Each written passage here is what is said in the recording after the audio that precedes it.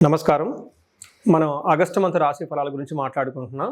ఇందులో ఒక్కొక్క రాశి కంటే 12 రాశుల వారికి ఈ ఆగస్టు మంత్లో ఎలా ఉంది ఏంటి అని తెలుసుకోబోయే ముందుగా ఈ ఆగస్టు మంత్ యొక్క విశిష్టత, అందులో ఉన్న పండగలు, పర్వదినాలు, విశేషాలు ఏంటో తెలుసుకున్నాము. నాగ పంచమి అని చాలామంది ఎక్కువగా చేస్తూ ఉంటారు. ఎవరైతే కాలసర్ప దోషాలు, నాగ అన్న పేరు పెట్టుకున్న, మానస అన్న పేర్లు పెట్టుకున్న వాళ్ళంతా కూడాను ఈ యొక్క పిల్లలు కావాలనుకునే వాళ్ళు ముఖ్యంగా చాలా ఇంపార్టెంట్. నాగ పంచమి అందరూ సెలబ్రేట్ చేసుకోవాలి. ఆ తర్వాత మనకు వచ్చేది వరమహాలక్ష్మి వ్రతం మనం చేసుకుంటాం. అందరం చాలా కళ్ళ పండగ శోభాయమానంగా. అది 21వ తారీఖు ఉంటుంది. తర్వాత మనకి జంధ్యాల పౌర్ణమి, దీనిని రాఖీ పౌర్ణమి, లేదంటే గాయత్రి యొక్క మనకి గాయత్రి మాత పుట్టినరోజు అని మనం సెలబ్రేట్ చేసుకుంటూ ఉంటాం అనమాట.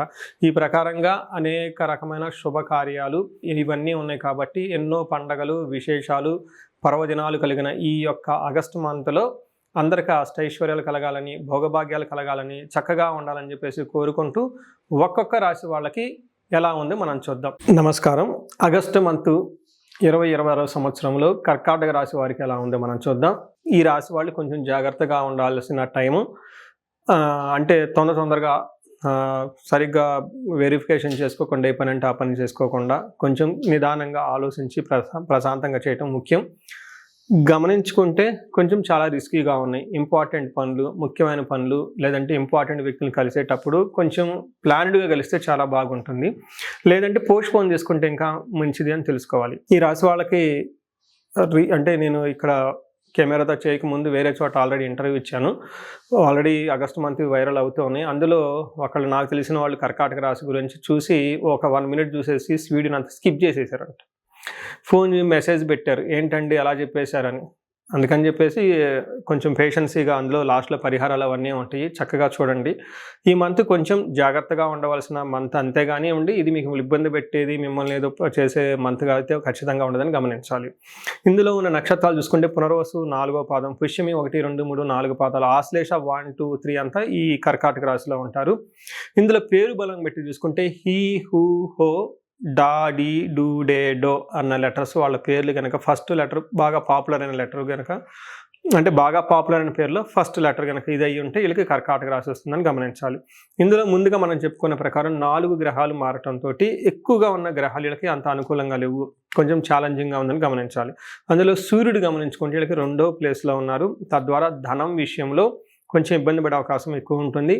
12వ స్థానంలో కుజుడు ఉండటం వల్ల ఇది అంత మంచి పొజిషన్ కాదు అంటారు. కుజుడు 12వ స్థానంలో ఉంటే వ్యాధి అర్తి, అంటే వ్యాధుల వల్ల ఇబ్బందులు పడే అవకాశం ఎక్కువ ఉంటుందని చూపిస్తుంది. బుధుడు ఫస్ట్ హౌస్లో ఉండటం వల్ల ఇది అగైన్ ధనానికి సంబంధించిన వ్యవహారంలో కొంచెం ఇబ్బందులు పడుతూ ఉంటారు. 3వది శుక్రుడు గమనించుకుంటే అగైన్ శుక్రుడు కూడా మిక్స్డ్ రిజల్ట్ ఉంది. అంటే కొన్ని గ్రంథాల్లో పాజిటివ్గా, కొన్ని గ్రంథాల్లో నెగిటివ్గా ఉంది. బట్ ఓవరాల్గా మిక్స్డ్. అంటే ఏ ప్రకారంగా చూసుకున్నా గ్రహాలన్నీ కొంచెం ఇబ్బంది పెట్టే విధంగా ఉన్నాయి కాబట్టి కొంచెం సహనంగా, పేషెన్సీగా ఉండటం ఎంతైనా అవసరం. ముఖ్యంగా సూర్యుడు గమనించుకుంటే వీళ్ళకి 2వ స్థానంలో ఉండటం వల్ల కూడబెట్టిన ధనాన్ని పోగొట్టుకునే అవకాశం ఎక్కువగా ఉంటుంది. దీనికి మనకి సంస్కృతంలో మహర్షులు ఏం చెప్తారంటే హీనత్వం దుష్ట సంసర్గో మనస్థాప శిరోవెదః నిష్ఫలం కృషి వాణిజ్యం విత్తరాశి గతో రవి అంటారు. అంటే ఈ టైంలో హీనత్వం అంటే మీకు నీచ బుద్ధి వస్తుంది, దుర్మార్గుల సమాసం పడుతూ ఉంటారు, మనసులో శంక ఎక్కడో బాధపడుతూ ఉంటారు. నిష్ఫలం కృషి వాణిజ్యం, హార్డ్ వర్క్ కనుక చేస్తే అందులో సరైన రిజల్ట్ రాక ఇబ్బంది పడుతుంటారు. విపరీతంగా గొడవలు అయ్యే అవకాశం కూడా ఎక్కువగా ఉంటుందని చెప్తారు. అందుకని సూర్యుడి విషయంలో కొంచెం జాగ్రత్తగా ఉండాలి. నెక్స్ట్ కుజుడు చూసుకుంటే సూర్యుడికి ఇంకా ఆయన సపోర్ట్ ఇచ్చే విధంగా ఉంటుంది. అగ్నికి ఆజ్యం పోసిన విధంగా సూర్యుడు ఆల్రెడీ ఇబ్బంది పెడుతూ ఉంటే కుజుడు కూడా ఇంకా పోయి ఇబ్బంది పెట్టే అవకాశం ఎక్కువగా ఉంటుంది. దీని ద్వారా ఏమవుతుందంటే ప్రవాస వ్యాధి పీడాం చైవ బంధు వైర ధనక్షయం దేహ పీడాం సంచారం ద్వాదశ స్థానకే కుజ అంటారు. అంటే 2వ స్థానంలో కుజుడు ఉండటం వల్ల ఏమవుతుంది, ప్రవాసం అంటే అవుట్ స్టేషన్ ఉండే అవకాశం ఎక్కువగా ఉంటుంది. వ్యాధి పీడం, హెల్త్ కాంప్లికేషన్స్ ఉంటుంది. బంధువైరం, బంధువులతో గొడవలు అయ్యే అవకాశం ఎక్కువగా ఉంటుంది. ధనక్షయం, ధనాన్ని కోల్పోతూ ఉంటారు. సంచారం, అటు ఇటు ట్రావెల్ చేసే అవకాశం ఉంటుంది. కానీ ధన ప్రవాహం వస్తుంది, కానీ విపరీతమైన మానసిక టెన్షన్స్ ఎక్కువగా ఉంటాయని గమనించుకోవాలి. నెక్స్ట్ బుధుడి కనుక జన్మస్థానంలో ఉండటం వల్ల ఎక్కువగా సరైన డెసిషన్ తీసుకోక ఇబ్బందులు పడుతూ ఉంటారు. ధనానికి సంబంధించిన వ్యవహారాలలో రాంగ్ చాయిస్ తీసుకొని అనవసరంగా డబ్బులు ఖర్చు పెట్టే విధంగా ఉంటుందని గమనించాలి. లాస్ట్ అండ్ మోస్ట్ ఇంపార్టెంట్, శుక్రుడు వీళ్ళకి 3వ స్థానంలో ఉండటం వల్ల మిక్స్డ్ రిజల్ట్ అని చెప్తారు. కొన్ని విషయాల్లో వీళ్ళకి అనుకూలంగా ఉంటుంది, కొన్ని విషయాల్లో ప్రతికూలంగా ఉంటుంది, అగనెస్ట్గా ఉంటుందని గమనించుకోవాలి. ముఖ్యంగా చూసుకుంటే ఈ టైంలో కొన్ని శాస్త్రాల ప్రకారం వాణిజ్య ధననాశనం, బిజినెస్లో అంత కలిసి రాకుండా లాస్లో వచ్చే అవకాశం ఎక్కువగా ఉంటుంది. శత్రువృద్ధి, ధనక్షయం, శత్రువులు విపరీతంగా పెరుగుతూ ఉంటారు. గత జీవన రాహిత్యం, అంతకుముందు ఉన్నంతగా ఈ టైంలో ఈ మాసంలో కన్వీనియంట్గా ఉండదు, ఇబ్బందులు గురవుతారు అని తెలుసుకోవాలి. నెక్స్ట్ కొన్ని విషయాలు చూసుకుంటే శుక్రుడు 9వ స్థానాన్ని చూడటంతో తీర్థయాత్రలు చేసే వాళ్ళకి బాగుంటుంది, లాంగ్ వెకేషన్, లాంగ్ ట్రావెల్ చేసే వాళ్ళకి బాగుంటుంది. అయితే love, romance, pleasure, short triples, vacations ఇలాంటివి చేసుకునే వాళ్ళకైతే అనుకూలంగా ఉంటుందని తెలుసుకోవచ్చు. సో చూశారు కదండి 4 గ్రహాల వారికి ఎలా ఉందో మనం చూసుకున్నాం. అయితే ఇప్పుడు మనం నక్షత్రం ప్రకారం చూసుకుంటే పునర్వసు, పుష్యమి, ఆశ్లేష 3 నక్షత్రాలు ఇందులో ఉంటుంది. ఇందులో పునర్వసు నక్షత్రం వాళ్ళకి పాజిటివ్గా ఉంది. ఇందులో గమనించుకున్నారనుకోండి, గ్రహాల వయసు మీకు ఇబ్బంది పెట్టిన నక్షత్రం వయసు బాగుంటుందని తెలుసుకోవాలి. నేను ముందు ఇంట్రడక్షన్లో చెప్పాను, ఒక 1 మినిట్ చూసేసి వీడియో వెంటనే టక్కని కట్ చేశారని. మిగతా వీడియో కూడా చూడాలి. నేను ఎందుకన్నానంటే ఇందుకే. ఇందులో నక్షత్రం ప్రకారం చూసుకుంటే ఐశ్వర్యవంతంగా ఉంటుంది, విదేశాగమనం, ఫారిన్ లేదా లాంగ్ ట్రావెల్కి చాలా పాసిబిలిటీ ఉంటుంది, సంపదలు ఉంటుంది, ధనలాభం ఉంటుంది అని మనకు చెప్పవచ్చు. అండ్ ఓవరాల్గా పునర్వసు నక్షత్రం వాళ్ళకి బాగుందని గమనించాలి. పుష్యమి నక్షత్రం మనం చూసుకుంటే వీళ్ళకి ఐశ్వర్యవంతంగా ఉంటుంది, క్షేమప్రదంగా ఉంటుంది, ధనం బాగుంటుంది, ధనలాభం కూడా చూపిస్తుంది.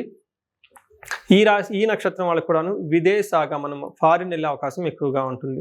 నెక్స్ట్ మనకి ఆశ్లేష నక్షత్రం గమనించుకుంటే ఐశ్వర్యము, క్షేమము, సంపదలు, ధనలాభము ఉన్నా కానీ అగైన్ ధనాన్ని విపరీతంగా కోల్పోయే అవకాశం ఎక్కువగా ఉంటుంది. హెల్త్ కాంప్లికేషన్స్ కొంచెం ఎక్కువగా ఉండే అవకాశం ఎక్కువగా ఉంటుందని గమనించాలి.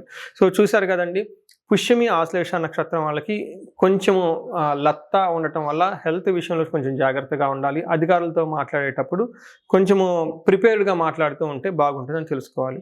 సో చూశారు కదండి, ఈ రాశి వాళ్ళు ఇప్పటివరకు ఎలా ఉందో గమనించారు. అయితే ఇప్పటిదాకా నేను చెప్పుకున్న దాన్ని గోచార ఫలితాలు అంటారు. ఇది మీకు ఒక 30 to 35, 40% మాత్రమే అప్లై అవుతుంది. ఇండివిజువల్గా మీ యొక్క జాతకాన్ని చూపించుకుంటే దాంట్లో మిగతా 50-60% మనకు ఎలా ఉంటుందో తెలుస్తుంది. టోటల్గా మీ యొక్క ఇండివిజువల్ జాతకాన్ని చూడటం ప్లస్ ఇది 2 కలుపుకుంటే కరెక్ట్గా యాక్యురేట్గా ప్రిడిక్షన్ వస్తుంది. సో ఎవరికైనా కనుక మీకు ఏదైనా కనుక ఇప్పటిదాకా చెప్పుకున్న దానికి మనకి డిఫరెంట్గా ఉంది, ప్రాబ్లంగా ఉంది, ఇబ్బందులు పడుతున్నామని అనుకుంటే ఒక్కసారి ఇండివిజువల్గా జాతకం చూపించుకోండి.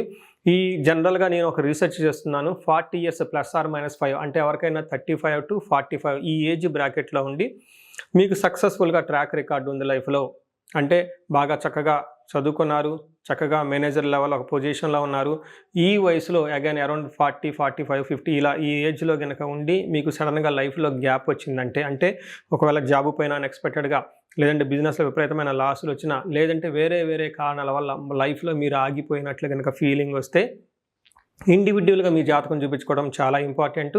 ఈ వయసులో జనరల్గా శాపాలు అని ఉంటాయి, మాతృశాపం, పితృశాపం, గురుశాపం, సర్పశాపం, ఇలా ఏమైనా శాపాలు యాక్టివేట్ అయి ఉన్నాయా అవేంటో తెలుసుకొని వాటికి సంబంధించిన పరిహారాలు చేసుకోవాలి. అంతేకాకుండా మీకు ఇండివిజువల్గా నడుస్తున్న దశాభుక్తి అని ఉంటుంది, ఈ దశాభుక్తి యొక్క గ్రహాలు, అవి గ్రహ దోషాలు ఏమైనా ఉన్నాయో తెలుసుకోవడం కూడా చాలా ఇంపార్టెంట్. సో ఈ ఏజ్ బ్రాకెట్లో ఎవరైతే ఉన్నారో 40 +or-5 years కెరియర్లో స్లో అనుకున్న వాళ్ళు ఇండివిజువల్ జాతకం చూపించుకొని ఇలా టోటల్ హారోస్కోప్ని స్కాన్ చేయించుకొని అందులో శాపాలు ఏమైనా ఉన్నాయా, గ్రహ దోషాలు ఏమైనా ఉన్నాయా, అవి సంబంధించిన బ్లాకేజెస్ ఉంటే అవి పరిహారాలు చేసుకోవటం వల్ల తొలగించుకుంటే లైఫ్ అనేది చాలా స్మూత్గా ముందుకెళ్తుందని మీరు తెలుసుకోవాలి. సో ఇంకా కొంతమందికి ఏమైనా కనుక సమస్యలు ఉంటే సమస్యకు సంబంధించి కూడా పరిష్కారాలు మనం చూసుకోవచ్చు. ఎవరికైతే ధనానికి బాగా ఇబ్బంది పడిపోతున్నారో స్వర్ణలక్ష్మి విశేష హోమం చేయించుకోవటం, కుబేర పాశుపతం చేయించుకోవటం చాలా ఇంపార్టెంట్. ఎవరికైతే భార్యాభర్తల మధ్య అన్యోన్యత తక్కువగా ఉండి ఇబ్బంది పడుతున్నారో అన్యోన్య దాంపత్య పాశుపత అభిషేకం, ఫ్యామిలీలో సరైన అట్మాస్ఫియర్ లేదు, అంతా గొడవలుగా ఉంది, శత్రు బాధలు ఉన్నారంటే చండీ హోమం, చండీ పారాయణం చేయించుకోవటం, ఎవరికైతే హెల్త్ సరిగ్గా ఉండదు అనుకున్నారో ఆయుష్ సూక్తము, ఆయుష్ హోమం, మృత్యుంజయ హోమం చేయించుకోవటం, ఇలా ఎలాంటి మీకు ఇండివిజువల్గా ఏదైనా కనుక సమస్యలున్నా, రకరకాల సమస్యలు ఉంటే ఆ యొక్క సమస్య నుంచి బయటపడడానికి ఒక్కసారి జాతకం చక్రం చూపించుకొని దానికి కారణం ఏంటో తెలుసుకొని తగు పరిహారాలు చేసుకుంటే ఈ సమస్యల నుంచి చక్కగా బయటపడే అవకాశం ఎంతో ఉంటుంది. సో ఈ రాశి వారికి అష్టైశ్వర్యాలు కలగాలని, భోగభాగ్యాలు కలగాలని, అందరూ చక్కగా ఉండాలని చెప్పేసి కోరుకుంటున్నాను. నమస్కారం.